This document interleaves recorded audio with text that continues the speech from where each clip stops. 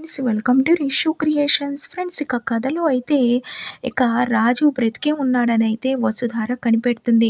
ఆ తర్వాత వసుధార రాజు కోసం చాలా చోట్ల వెతుకుతుంది. కానీ ఇక రాజునైతే వసుధార తీసుకొని రాలేకపోతుంది. ఆ తర్వాత ఇక మనో బయలు నుంచి బయటకు వచ్చినా కూడా ఏం లాభం లేకుండా పోతుంది. ఇక మనోకి ఎట్టి పరిస్థితుల్లోనే శిక్ష పడుతుందని ఆ పోలీస్ ఇన్స్పెక్టర్ అలాగే దేవయాని శైలేంద్ర వాళ్ళందరూ చెప్తూ ఉండడంతో చాలా బాధపడుతూ ఉంటారు. మేమేం చేయలేమా అని. ఆ తర్వాత ఈ శైలేంద్రే చేసుంటాడు. కానీ వాడు ప్లాన్ ప్రకారం చాలా జాగ్రత్తగా ఉన్నట్టున్నాడని చెప్పి ఇక మహేంద్ర కూడా ఇప్పుడు ఏం చేయాలమ్మా శైలేంద్ర గారిని చూస్తుంటే నాకైతే వాడిని చంపేయాలన్నంత కోపం వస్తుంది వాడి మాటలకి అంటున్న మాటలకని అంటాడు. ఇక వస్తారా ఆవేశపడకండి మామయ్య, ఇప్పుడు మనం వాడిని ఏం చేయలేము. ఎందుకంటే చూశారు కదా వాడు ప్లాన్ ప్రకారం ఇదంతా చేశాడు. ఇప్పుడు మనోగాన్ని ఎలా బయటికి తీసుకొని రావాలో అదే ఆలోచించాలని అంటూ ఉంటుంది. ఇక ఎవ్వరు ఊహించని విధంగా అయితే రిషి కథలోకైతే ఎంట్రీ ఇస్తాడు. ఆ తర్వాత ఇక రిషినే రాజీవ్‌ని పట్టుకొనైతే పోలీస్ స్టేషన్‌కి తీసుకొస్తాడు కథలో. దాంతో ఇక అక్కడున్న పోలీస్ ఇన్స్పెక్టర్ కూడా షాక్ అవుతారు.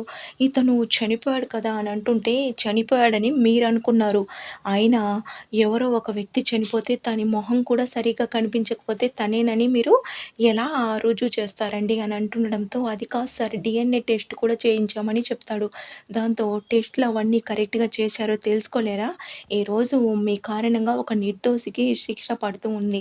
అసలు నేరస్తుడు బ్రతికుండగానే అని చెప్తుండడంతో ఎందుకురా ఇలా చేశారని అంటుండడంతో ఇక రాజు దీని వెనకాల శైలేంద్ర కూడా ఉన్నట్టయితే చెప్తాడు. దాంతో ఆ police inspector sir sorry sir మేము చాలా తప్పు చేశాం. అలాగే తప్పు చేయని ఒక నిర్దోషిని అరెస్ట్ చేసి ఎన్నో మాటలన్నాం.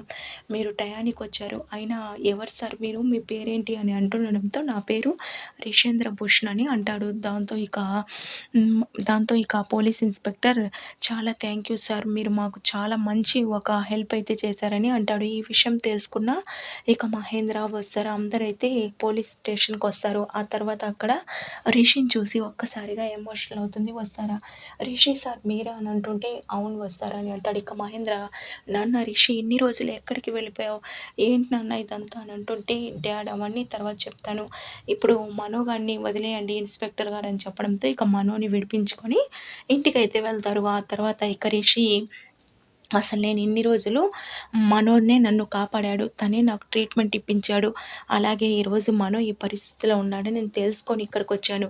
అలాగే ఆ రాజు బ్రతికున్నాడని తెలుసుకొని వచ్చాను. ఆ తర్వాత ఆ రాజుని వెతికి పట్టుకున్నాను. వాడిని అరెస్ట్ చేయించానని అంటాడు. దాంతో ఇక వాళ్ళందరూ చాలా హ్యాపీగా ఫీల్ అవుతూ ఉంటారు.